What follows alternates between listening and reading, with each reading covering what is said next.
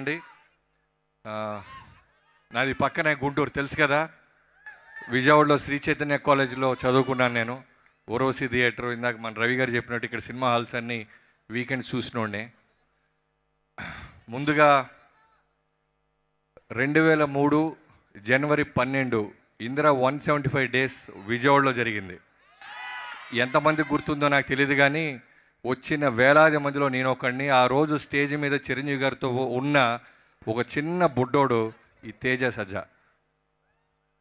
2003 మళ్ళీ నేనున్నానే నానమ్మ అంటూ మొదలెట్టి నేను కూడా ఉన్న ప్యానమ్మ అంటూ పాన్ ఇండియన్ స్టార్ లెవెల్లో వెళ్తున్న తేజాకి సో నానమ్మ ప్యానమ్మ చాలా చాలా ఆనందంగా ఉంది తమ్ముడు. అంటే ఒక హనుమాన్ తర్వాత అంత హ్యూజ్ సక్సెస్ తర్వాత 3 ఏళ్ల పాటు ఒక హీరో ఒక సినిమాని నమ్ముకొని రెమ్యునరేషన్ కూడా సినిమాకే పెట్టండి సార్, మొత్తం అయిన తర్వాత చూద్దామని విశ్వప్రసాద్ గారికి నువ్వు చెప్పావని తెలుసుకున్నాను నేను. నీలాంటి డెడికేషన్ ఉండటం వల్లే సక్సెస్ వెతుక్కుంటూ వస్తుంది. సో నీ డెడికేషన్కి నువ్వు ఇచ్చిన టైంకి ఈ మిరాయ్ అనేది ఒక బెస్ట్ ఎగ్జాంపుల్, ఒక భగవంతుడి నుంచి వచ్చిన గిఫ్ట్. తర్వాత నేను ఇండస్ట్రీకి వచ్చిన తర్వాత నాకు శ్రీహరి గారి తర్వాత నాకు బాగా అన్న అన్న అంటూ క్లోజ్ ఉన్న వ్యక్తి మరెవరో కాదు, స్టేజ్ మీద ఉన్న మనోజ్ అన్న. నేను 2011లో నేను మ్యారేజ్ చేసుకుంటే, ఎవరికి తెలియదు ఇది, నేను మ్యారేజ్ చేసుకుంటే కొత్తగా పెళ్ళైతే ఇంకా సెటిల్ ఉన్నవాడికి చాలా టెన్షన్స్ ఉంటాయి కదా. ఆ టైంలో నేను పెళ్ళైపోయి 1 వీక్ తర్వాత నేను హైదరాబాద్ వస్తున్నా కార్ వేసుకొని, నేను నా వైఫ్. మనోజ్ అన్న ఫోన్ చేసి, నీకు ఇమ్మీడియట్గా డైరెక్షన్ ఇస్తాను, అసలు స్ట్రెస్ పడకు, నీకు ప్రమోషన్ ఇస్తాను, నువ్వు వచ్చేసే, రైటర్గా నువ్వేంటో నాకు తెలుసు, డైరెక్షన్ చేద్దు కానీ తమ్ముడు అన్న మనోజ్ అన్న 2011లో నాకు ఆఫర్ ఇచ్చాడు. అప్పటికి నేను ఇంకా సిద్ధంగా లేను కాబట్టి ఓ 2 ఇయర్స్ తర్వాత మళ్ళీ రవితేజ గారి రూపంలో నేను డైరెక్టర్ని అయ్యాను. సో దట్ ఈస్ మనోజ్ అన్న. అప్పటి నుంచి ఇంకా ముందుకు వెళ్ళాలంటే 2005 పొలిటికల్ రౌడీ అనే సినిమాకి నేను ఒక అసిస్టెంట్ డైరెక్టర్ని. అదే టైంలో దశరథ్ గారి డైరెక్టర్గా శ్రీ అనే సినిమా జరుగుతూ ఉండేది. మనోజ్ అన్న అంటే ఎలా ఉంటుందంటే, ఒక 10 మంది స్నేహితులతో కిటకిటలాడుతుంటుంది. యావిడు, షూటు, ఫుడ్డు అందరినీ ఈక్వల్గా చూసుకుంటూ ఉంటాడు. సో అప్పుడున్న నన్ను అసిస్టెంట్ డైరెక్టర్గా కూడా మనోజ్ అన్న ఇదే రెస్పెక్ట్ ఇచ్చేవాడు. మనోజ్ అన్న మళ్ళీ నీకు గ్యాప్ వచ్చింది అంటున్నారు, గ్యాప్ తీసి పక్కన పెడితే తొక్కవతలేసావు. నిజంగా విలన్ అనేవాడు ఇంత స్ట్రాంగ్గా ఉంటాడు, ఇంత అద్భుతంగా చేస్తాడని తెలుగు రాష్ట్రాలే కాదు యావత్ భారతదేశంలో ఈ సినిమా చూసిన, మిరాయి చూసిన అందరికీ ప్రూవ్ చేసావు. నువ్వు అంత బలంగా ఉండవు కాబట్టే తేజ సజ్జా ఈ సినిమాలో యుద్ధం చేస్తుంటే చివరి మినిట్ దాకా హోల్డ్ అయింది థియేటర్.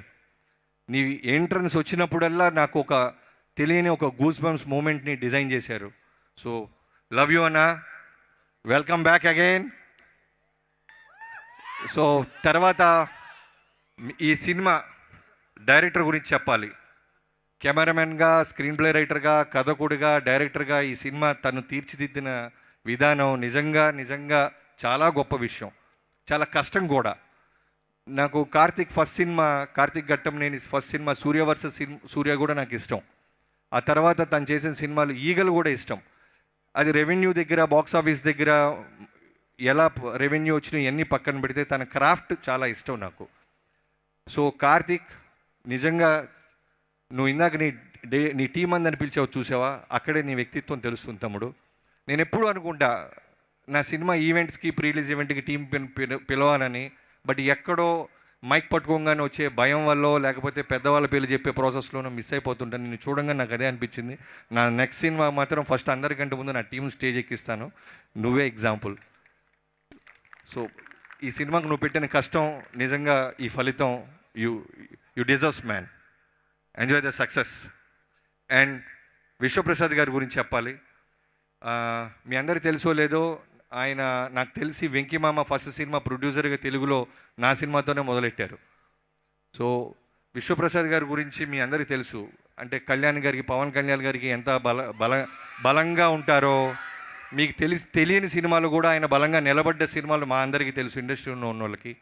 సో ఒక ఈగల్ సినిమా తర్వాత ఆ సినిమా సరిగ్గా రాలేదు కదండి రెవెన్యూ అంటే, అవన్నీ పక్కన పెట్టి మిరాయి లాంటి ఒక సినిమాని కార్తిక్ ఘట్టంనేనితో పాటు నిలబడి బాంబే, తమిళనాడు ఇలాంటి అన్నీ తిరుగుతూ ఈ సినిమాని నమ్మి ఈ సక్సెస్కి ప్రధాన కారణమయ్యారు విశ్వప్రసాద్ గారు.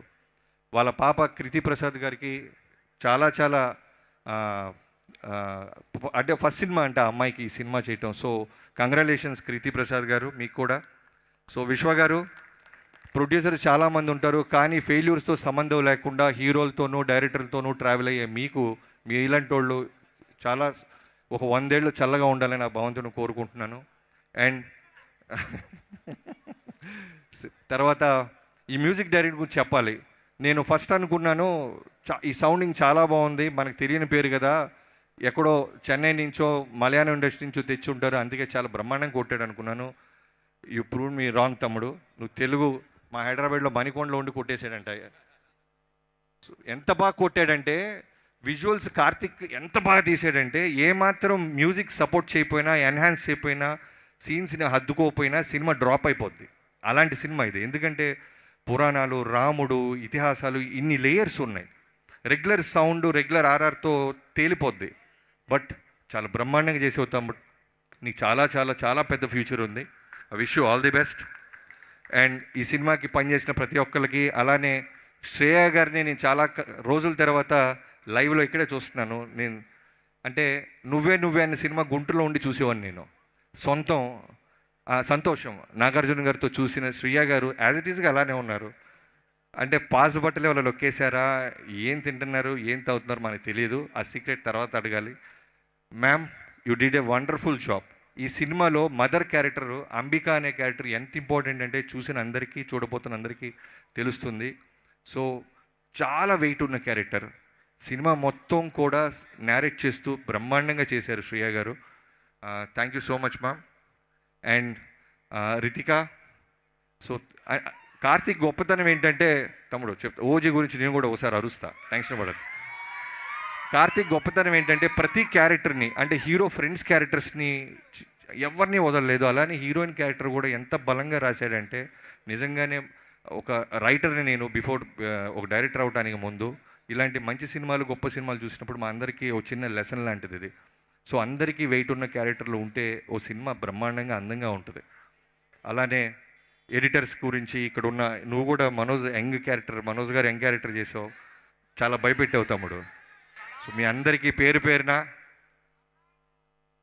ఓజీ సేమ్ స్టేజ్ మీద ఉన్న, స్టేజ్ కింద ఉన్న అందరం వెయిట్ చేసేది ఓజీ కోసమే. అందరం కూడా పవర్ స్టార్ గారి ఫ్యాన్సే. ఇదే విశ్వప్రసాద్ గారు మళ్ళీ జనవరిలో ప్రభాస్ గారితో రాజా సాబ్తో వస్తున్నారు.